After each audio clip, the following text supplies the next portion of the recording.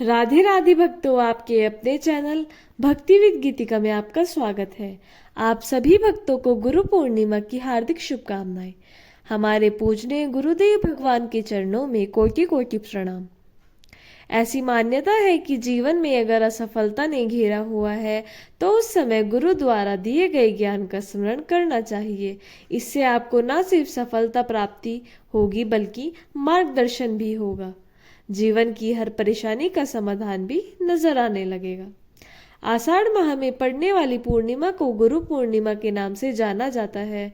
इस दिन महर्षि वेद व्यास जी का जन्म हुआ था, इसलिए इसका नाम व्यास पूर्णिमा भी है।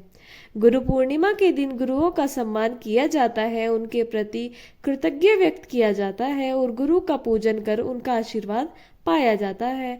ऐसी मान्यता है कि जीवन में अगर असफलता ने घेरा हुआ है तो उस समय गुरुदेव का ज्ञान स्मरण करना चाहिए। इससे आपको न सिर्फ सफलता प्राप्ति होगी बल्कि जीवन की परेशानियों का समाधान भी नजर आने लगेगा। भक्तों, अब हम गुरु पूर्णिमा की व्रत कथा को सुनेंगे। प्राचीन काल में एक बहुत ही ज्ञानी और तपस्वी ऋषि थे जिनका नाम पराशर मुनि था। एक बार वे यमुना नदी के किनारे से जा रहे थे, तभी उन्हें नदी पार करने की आवश्यकता हुई। वहां उन्होंने एक सुंदर युवती को देखा जिसका नाम सत्यवती था। सत्यवती मछुआरों की पुत्री थी, नाव चलाने का काम किया करती थी। पराशर मुनि सत्यवती की सुंदरता से मोहित हो गए और उन्होंने सत्यवती से विवाह का प्रस्ताव रखा। सत्यवती ने मुनि को अपनी समस्या बताई कि उनके शरीर से मछली जैसी गंध आती है, जिसके कारण उनसे कोई भी विवाह नहीं करता। पराशर मुनि ने अपनी तपस्या के बल से सत्यवती को यह वरदान दिया कि उसके शरीर से कभी भी दुर्गंध नहीं आएगी बल्कि उसके स्थान पर सुगंध आएगी। इसके बाद सत्यवती और पराशर मुनि का विवाह हो गया।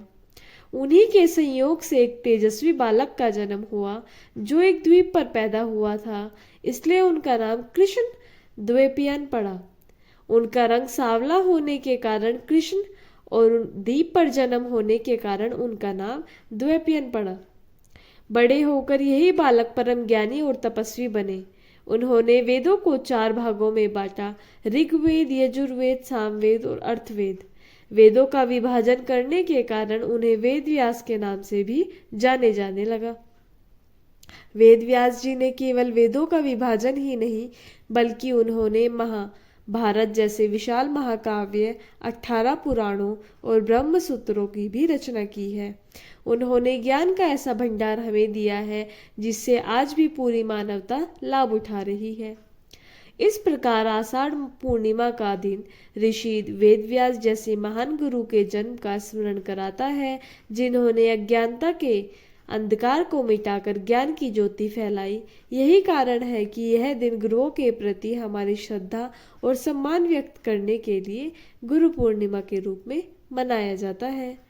भक्तों, अगर आपको हमारी वीडियोस अच्छी लगती है तो लाइक करें, चैनल को सब्सक्राइब करें और कमेंट बॉक्स में जय श्री राधे कृष्णा, जय गुरुदेव भगवान अवश्य लिखें। और आप सभी को राधे राधे, जय श्री राधे कृष्णा, जय गुरुदेव भगवान की।